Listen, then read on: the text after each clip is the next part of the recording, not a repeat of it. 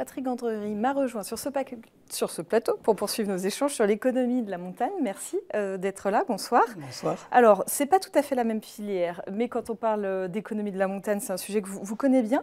Le reportage qu'on vient de voir vous étonne ? Alors non, ça ne m'étonne pas parce qu'on voit la tendance, effectivement, et on voit le monde qu'il y a en station actuellement et l'essor du ski de randonnée notamment, parce que je pense que c'est beaucoup sur la raquette et la randonnée que se fait leur croissance là, impressionnante. Ce n'est pas surprenant parce que l'appétence pour la montagne est là. Aujourd'hui, on n'a pas de remontée mécanique, donc nous, notre économie, puisque nous représentons les fournisseurs des stations de ski, notre économie est en panne, mais globalement, l'attractivité de la montagne est là et ça promet des beaux jours pour la suite, mais n'empêche que nous, on n'est pas dans cette situation. Justement, on reparlera tout à l'heure de l'avenir. Vous l'avez dit, vous fédérez les acteurs de l'aménagement touristique de la montagne française. Vos clients, ce sont essentiellement les collectivités, les domaines skiables. Vous représentez 220 entreprises, 5000 salariés, 1 milliard d'euros. Avec la fermeture des remontées, est-ce que votre filière est à l'arrêt aujourd'hui ? Alors, la filière est quasiment à l'arrêt. On a fait à peu près moins 25 à moins 30% de chiffre d'affaires en 2020.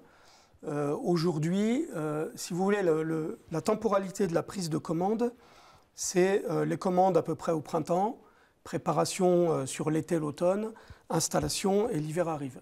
D'accord ? Après, il y a des commandes qui se font sur 2 années avec des bureaux d'études, des études, etc., des travaux en amont. Globalement, on est quasiment à l'arrêt parce qu'on n'a pas de visibilité, on n'a pas de commande. Et vos clients non plus ? Les stations n'ont pas encore reçu les aides promises par l'État, les collectivités non plus, donc les promesses sont faites, les choses sont à peu près cadrées, mais l'argent n'est pas là.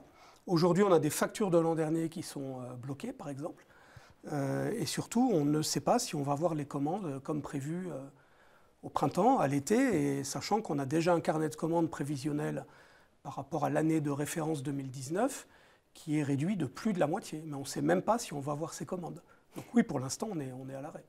Vous, par exemple, à titre d'exemple, vous êtes le président de l'Umiplan, l'inventeur du plan de piste panoramique. Vous êtes spécialisé dans la communication, les applications mobiles, l'information skieur. Très concrètement, aujourd'hui, vos salariés, ils travaillent ? Alors c'est l'Umiplan Montagne, et aujourd'hui, j'ai un taux de chômage partiel de 62%. Et c'est assez représentatif de la filière. Je pense.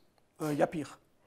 Il y a cet effet à court terme, déjà cet arrêt que vous avez évoqué. Il y a aussi une vraie crainte pour l'ensemble de la filière à moyen, long terme. Quand on parle de filière d'excellence, on est beaucoup sur la durée. Alors si vous voulez, nous, on est traditionnellement, avec le cluster montagne, on est un peu l'ambassadeur du savoir-faire français en matière d'aménagement et d'exploitation. Et aujourd'hui, la crainte que l'on a, c'est de perdre en fait toute cette dynamique et ce côté référent, de perdre beaucoup de temps sur l'innovation, parce que nous sommes un secteur très innovant. On embauche régulièrement, on innove. La montagne touristique demande des choses innovantes. Il y a évidemment la transition qui est déjà là en tâche de fond depuis des années, et où il faut des moyens, il faut pouvoir investir, il faut pouvoir se réinventer. Et si vous voulez, aujourd'hui, on est clairement en panne parce que, alors la crise Covid, c'est une chose, mais si on enlève la fermeture des remontées mécaniques, la crise Covid, on l'aurait passée très facilement. Aujourd'hui, avec cette double peine et avec la fermeture des remontées, on a un modèle qui est complètement en panne. À titre d'exemple, nos prochaines commandes, si on n'a pas vraiment de commandes là au printemps ou à l'été qui arrive, nos prochaines commandes, c'est printemps 2022. Donc comment voulez-vous qu'on fasse tenir une entreprise sur 18 mois dans ces conditions? C'est très très compliqué. En étant en seconde ligne, je ne sais pas si le terme vous convient, mais vous avez le droit à des aides tout de même. Alors, on avait le droit aux aides, je dirais, classiques jusqu'au début février.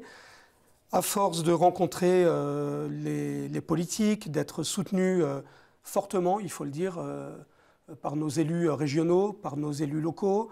On a pu faire un peu de pression auprès de Jean Castex, auprès de Bruno Le Maire. Aujourd'hui, on est en discussion avec les services de Alain Griset, que l'on voit d'ailleurs en Savoie et Haute-Savoie entre demain et vendredi. Le ministre au PME. Voilà, tout à fait. Ministre délégué au PME. Et on va lui exposer à nouveau la situation pour bien faire comprendre cette situation. Effectivement, donc on a droit à des aides. On est ce qu'on appelle la liste S1 bis. Je vais vous faire grâce des détails. C'est un peu technique et un peu compliqué, mais même si aujourd'hui on est enfin accepté comme un dommage entre guillemets collatéral de la fermeture des remontées mécaniques, on n'a toujours pas des critères qui correspondent à notre écosystème. Parce que nous, les aides et le besoin de soutien que l'on a, c'est jusqu'en septembre 2022. Or, les dispositifs aujourd'hui sont soit au mois le mois, soit calés sur la période de fermeture administrative. Et bien évidemment, septembre 2022, c'est très loin, mais c'est notre temporalité à nous. Donc un vrai décalage. Donc oui, il sera en Savoie demain et en Haute-Savoie certainement vendredi. Donc vous allez sûrement le rencontrer. Vous évoquiez la transition. On parle beaucoup de se réinventer en montagne forcément depuis quelques mois. Est-ce que ça va être le cas aussi des fournisseurs? Oui, alors c'est déjà le cas. C'est déjà le cas. Je vous amenais le deuxième cahier des tendances montagne. On édite ça. Alors, c'est sorti il y a 3 mois. Là, on fait ça avec nos amis du Crédit Agricole des Savoies. C'est une édition qui est faite à la maison. Et on travaille, on rencontre des leaders d'opinion. Il y a des avis de chercheurs, de spécialistes de la montagne ou d'ailleurs que la montagne. L'idée, on a fait un groupe de prospective depuis 2 ans. On a édité ce document pour la 2e année consécutive. Ça va continuer. Ce travail de prospective, il est essentiel pour nous. Vous parliez d'innovation tout à l'heure. Alors on parle d'innovation, on parle de transition, bien sûr qu'on est sensible à ça. Il faut pas. Le problème aujourd'hui, c'est qu'on a tendance à opposer la montagne touristique, le ski, et puis les nouvelles activités, le ski de randonnée, la raquette, etc. Non, la montagne, elle est plurielle. Et surtout, aujourd'hui, ce qui est important de bien comprendre, c'est que le ski est encore le moteur économique de la montagne en hiver. Et un organisme... Est-ce qu'il doit le rester ?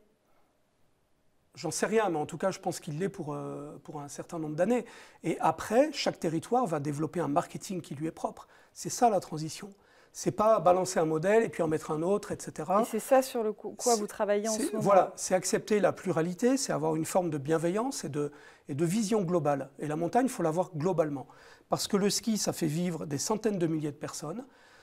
C'est également capable de fonctionner tout à fait bien avec le pastoralisme, avec l'artisanat, avec les traditions. Et il ne faut pas opposer le ski et la nature. On est tous, nous, des amoureux de la nature, on y passe nos week-ends. On est simplement, la montagne, elle est aménagée encore maintenant sur la base du plan neige des années 70-80. Ok, c'est plus le modèle, peut-être, on l'a compris ça depuis des années. Nous y travaillons, les domaines skiables y travaillent. Ils ont édité un manifeste l'automne dernier avec 17 engagements, mais très précis. Nous, on vient de travailler sur un manifeste aussi développement durable que l'on n'a pas encore édité, qu'on n'a pas encore communiqué compte tenu de la situation. On y est tous. Et on travaille avec nos entreprises sur cette transition. Mais pour faire de la transition, pour faire de la R&D, pour se réinventer, il faut, être en bonne santé, il faut avoir des moyens, il faut avoir de la visibilité, et il faut avoir une véritable stratégie. Mais pour les années qui viennent, au moins en moyenne et haute altitude, le ski va rester le moteur. Donc ce n'est pas l'un ou l'autre. Il y a une combinaison et il faut avoir cette vue globale.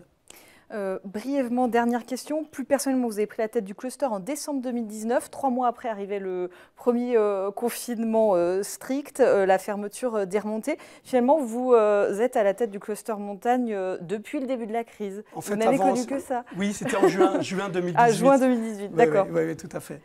Donc, je n'ai pas connu que ça. Non, je n'ai pas connu que ça, mais c'est vrai que j'y passe du temps. Ouais, On a monté une commission avec nos collègues de l'AFMON, là, qui est l'autre association des fournisseurs de la montagne, et on fait un énorme travail aujourd'hui, à la fois de lobbying sur les politiques, d'information de nos membres. On essaye d'être très présent avec l'effet réseau, c'est quand même le premier effet du cluster montagne. On accompagne traditionnellement l'innovation, on est les ambassadeurs à l'international, et en France, on travaille avec les territoires, mais c'est vrai que là, pour l'instant, depuis quelques mois, c'est vraiment la gestion de crise, et c'est très, très prenant, mais c'est nécessaire. Un mot, vous êtes confiant ? Alors confiant à court terme, je ne dirais pas ça. On est inquiet à court terme, on est très inquiet. Confiant sur le moyen long terme, oui, parce que quand on voit l'attractivité de la montagne, quand on voit tout ce qu'on a à faire, tout ce qu'on a à inventer, en hiver comme en été, je suis confiant parce qu'il y a énormément de choses à explorer. Et cette crise est un accélérateur, tout le monde est d'accord là-dessus. Sauf qu'à court terme, on ne sait pas du tout où on va, et ça, quand on est dirigeant d'entreprise, c'est très inquiétant. Merci beaucoup d'être venu sur notre plateau. Merci.